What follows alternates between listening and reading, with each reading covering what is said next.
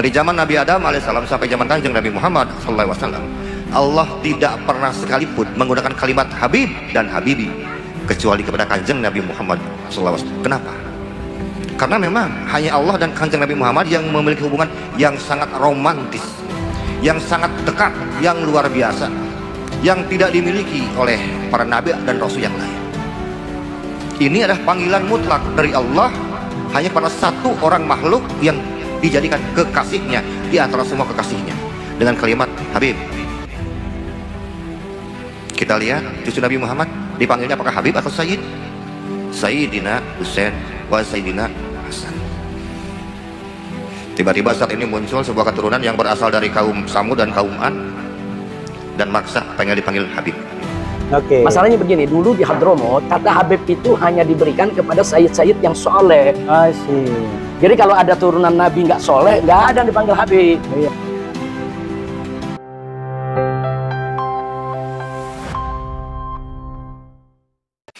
Dari zaman Nabi Adam alaihissalam sampai zaman Kanjeng Nabi Muhammad SAW, Allah tidak pernah sekalipun menggunakan kalimat Habib dan Habibi kecuali kepada Kanjeng Nabi Muhammad SAW. Kenapa? Karena memang hanya Allah dan Kanjeng Nabi Muhammad yang memiliki hubungan yang sangat romantis, yang sangat dekat, yang luar biasa, yang tidak dimiliki oleh para nabi dan rasul yang lain. Ini adalah panggilan mutlak dari Allah hanya kepada satu orang makhluk yang dijadikan kekasihnya di antara semua kekasihnya dengan kalimat Habib. Kita lihat cucu Nabi Muhammad dipanggilnya apakah Habib atau Sayyid?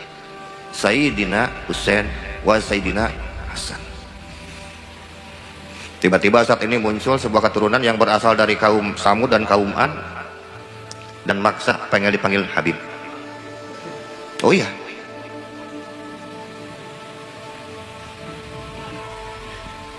Kanjeng Nabi Muhammad diberikan konsep yang sangat besar, yang sangat global, universal, dan konsep rahmatan lil alamin, yang salah satu isinya adalah adanya egaliter, kesetaraan, adanya persamaan kedudukan antara semua suku bangsa apapun warna kulitnya. Tidak ada suku Jawa lebih mulia dibandingkan suku Bugis. Tidak ada suku Toraja lebih mulia dibandingkan suku Bali. Tidak ada warga negara pun yang berhak mengklaim dirinya lebih mulia dibandingkan warga negara lainnya. Tidak ada. Dalam sebuah hadis dari sahabat Abi Nadrah, wa qala Nabiyyu sallallahu alaihi wasallam fi awsatil yaumil tasrik, di waktu pertengahan hari tasrik, beliau bersabda, ya ayuhan nas, wahai segenap manusia, kepada para sahabatnya, Allah rabbakum wahid wala abakum wahid. Sesungguhnya Tuhan kalian satu dan leluhur kalian pun satu. La fadla li arabiyyin ala ajamin wala li ajamin ala arabiyyin. Tidak ada kemuliaan dari orang Arab atas bangsa yang lain, dan tidak pula ada keutamaan antara bangsa yang lain atas bangsa Arab. Sami mawon, sama saja buat Allah. Tidak ada suku bangsa yang lebih tinggi dibandingkan suku bangsa lainnya. Tidak ada negara yang lebih tinggi dibandingkan negara yang lainnya. Baik Arab ataupun Arab, buat Allah sama saja.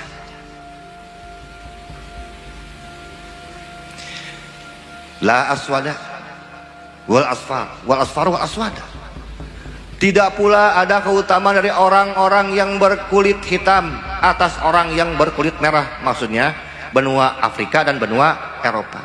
Dan tidak pula orang-orang yang berkulit merah, orang-orang bule, lebih mulia dibandingkan dengan orang-orang yang berkulit hitam. Illa bitakwa, kecuali takwa. Dan salah satu poin-poin dari takwa itu bukan hanya sekedar beramal soleh, sangat panjang sekali penjelasannya, tapi salah satu poin dari orang yang bertakwa adalah hubul waton minal iman, mencintai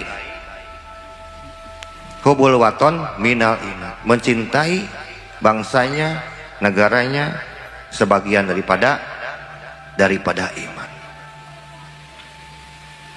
Dan untuk konteks negara Indonesia, negara kesatuan Republik Indonesia,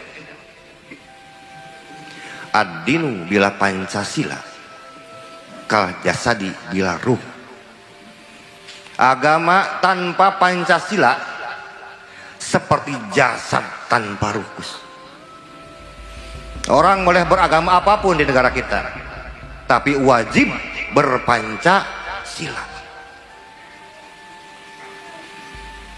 Konsep Pancasila adalah sebagian ruh dari sekarang konsep Risalatul Madinah yang berisi 56 sampai 58 kesepakatan Kanjeng Nabi Muhammad dengan para kabilah di zamannya, dan ruhnya dibawa oleh para founding father, para ulama kita, jadilah Pancasila. Jadi ini adalah ruhnya. Jadi Pancasila min sunnati Nabi Muhammad SAW. Pancasila adalah sebagian dari sunnahnya Kanjeng Nabi Muhammad SAW. Bahkan hukumnya wajib di Indonesia. Saking hebatnya Pancasila, kita bicara fakta. Inilah pentingnya harmonisasi antara agama dan Pancasila di bumi Nusantara. Lihat negara Arab, di mana pertama kali sekarang Jibril turun, Jazirah Arab. 124.000 Nabi dan Rasul diturunkan di mana? Jazirah Arab. Tanah mana yang pertama kali diinjak oleh malaikat Jibril sebagai sekarang penyampai wahyu? Jazirah Arab. Makam Nabi Rasul di mana? Jazirah Arab. Pertanyaannya, lalu kenapa Jazirah Arab sekarang banyak yang porak-poranda? Lihat Suriah, Libya, Irak, Palestina, negaranya para nabi, porak-poranda. Kenapa? Mereka hanya diajarkan tata cara beragama, tapi tidak diajarkan bagaimana cara mencintai tanah airnya sendiri.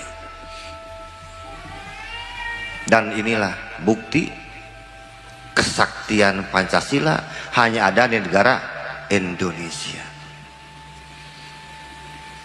Karena itu wajib dicurigai. Orang yang beragamanya taat, soleh, bolak-balik ke masjid, dikir sholawat ribuan kali,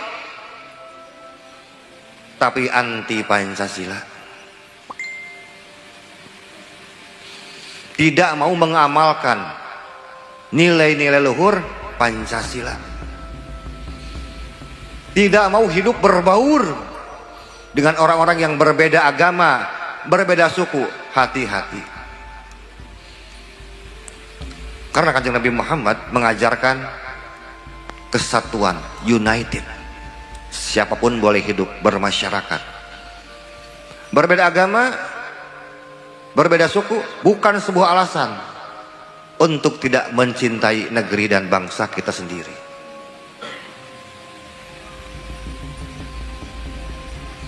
Dan kita tahu 2 tahun ini kita sedang mengalami penjajahan intelektual, penjajahan spiritual, dan nilai-nilai kemasyarakatan yang lain. Bhinneka Tunggal Ika sedang diobok-obok dari dalam. Ada sebuah kelompok yang merasa lebih tinggi dibandingkan kelompok lainnya, padahal mereka bukanlah bumi putra asli Nusantara. Tidak ada dalam sejarah orang-orang Yaman menjadi muhaddisin, tidak pula menjadi mufassirin, tidak juga menjadi ahli fikih, tidak pula menjadi ahli sejarah. Tiba-tiba anak cucunya muncul ke Indonesia, berkamuflase, berpura-pura mengajarkan sunnah Nabi, padahal tujuannya ingin merebut dan merusak ideologi Pancasila dan ingin menjajah negara Kesatuan Republik Indonesia. Yaman adalah negara yang penuh dengan derita, negara yang penuh dengan musibah. Kalau kita mau belajar bersejarah dengan baik dan benar, kita akan mengetahui latar belakang negara Yaman yang semenjak dulu sampai sekarang tidak pernah akur, ribut baik, satu partai dengan partai yang lainnya, satu suku dengan suku yang lainnya, madhab satu dan madhab yang lainnya. Kemudian atas kebaikan penjajah Belanda tempo dulu, dibawalah mereka ke negara Indonesia, dijadikan mitra oleh mereka untuk menguasai otoritas para kiai, para ajengan, para tubagus, para den, para tumanggung yang telah lama berdomisili dan mampu menyuburkan dan memaukan tanda Indonesia. Siapa mereka? Imigran dari Yaman yang kemudian diberikan label Habib dan dilegalisasi oleh penjajah Belanda. Setelah penjajah Belanda hengkang dari negara Indonesia, mereka rebutan kue, ingin menjadi penguasa Republik Indonesia. Mulai tahun berapa? Mulai tahun 1928 sampai saat ini. Siapa mereka? Ba'alawi. Siapa mereka? Ba'alawi. Siapa mereka? Ba'alawi. Tidak ada keterpautan sedikit pun mereka dengan Kanjeng Nabi Muhammad SAW.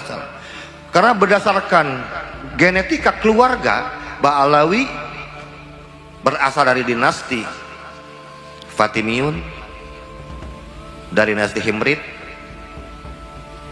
dari dinasti Ba'lewi, dari Bani Seba, Bani Katban, Bani Mu'in, dari kaum Samud, kaum Ad, Bani Iram, Bani Aus, bin Arfashad, bin Sam, bin Nuh.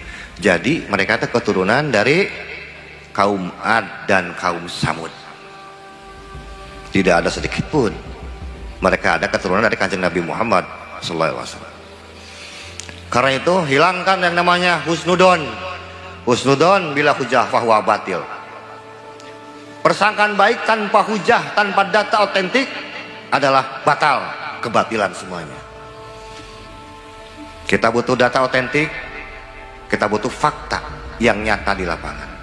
Karena tidak mungkin pohon salak berbuah mangga. Tidak mungkin kelapa itu disebut dengan pohon toge. Selamanya DNA salak, ya salak. DNA-nya rambutan, ya rambutan. Orang mengaku punya DNA Kanjeng Nabi Muhammad, tapi kelakuan ya kayak gitu. Mustahil. Mungkin itu saja, Gus. Sebentar, kan diminta sebentar ya. Jadi mohon maaf atas segala kesalahannya. Ini mah bukan marah-marahin, mas akan senang dan semangat aja ketemu dengan beliau. Ini mah hadiah aja lah. Untuk salam silaturahmi dari orang Bandung. Hatur nuhun wal muwafiq. Wassalamualaikum warahmatullahi wabarakatuh.